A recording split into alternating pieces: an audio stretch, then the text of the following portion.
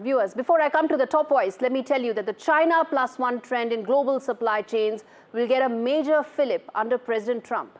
In fact, he could even push the Quad to be more than just about soft power and disaster management. It could be about creating alternate supply chains, a move that will benefit Indian industry. The budget should work on land, labor and capital for big-ticket manufacturing to take off. Plus, promoting Make in India in tandem with artificial intelligence and technology will create a thriving innovation ecosystem that will propel manufacturing forward. And that's exactly what we're going to put forth to my guest joining me on this broadcast, the first top voice on the show, which is Jim Rogers. He's a global financial investor joining me from Singapore. Mr. Rogers, good to have you on the show, and thank you for speaking to NDTV. I am delighted to be here. I am a fan of India, even more so now than I was before. And let me then start by asking you, what is the reason that you are so optimistic on India, and what do you think could be the single biggest catalyst for growth in India going forward?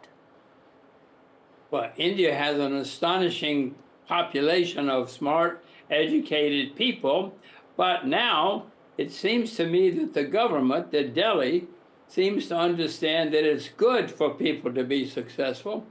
For many decades, Delhi said, yes, we want you to be successful, but they didn't really mean it.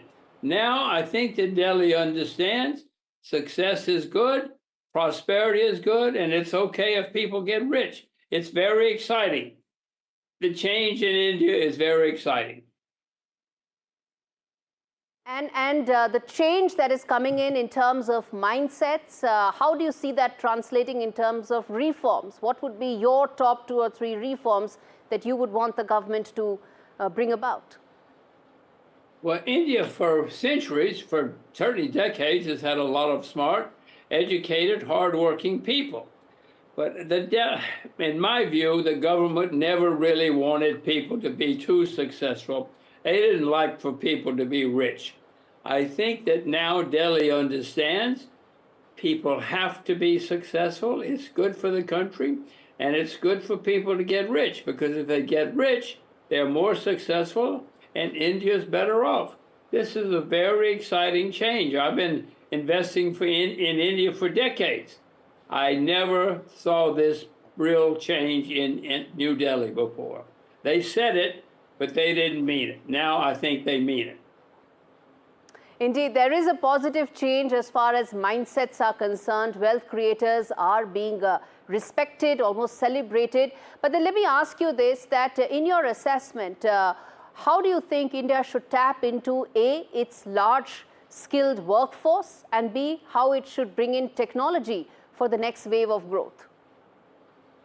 Well, technology, India has been and will be even more in the future a major leader in the technology, because you have a lot of people in India who understand, who know how technology works. In fact, India often is the one who leads in the technology. So it's all coming together, miss. It's very exciting. For me, as an outside investor, as an international investor, it's very exciting to see the change that I think is happening in the mindset in India. What about the restricted trade practices that one is seeing and one is in fact anticipating? Policymakers are anticipating. Economic Survey mentioned that as well in terms of growing protectionist trends. How do you see that impacting India? Do not worry. It will take time. India has over 1 billion people, and a lot of the people in Delhi, still have the old way of thinking. But I think I see the change taking place in the mindset that the people in Delhi now understand, and they know things have to be different.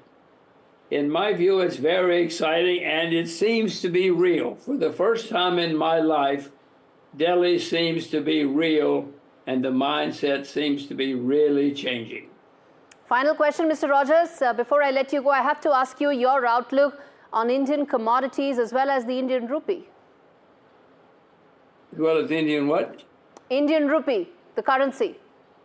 Oh my gosh, you want a hot tip? Well, I do too. I want to know whether to buy the rupee.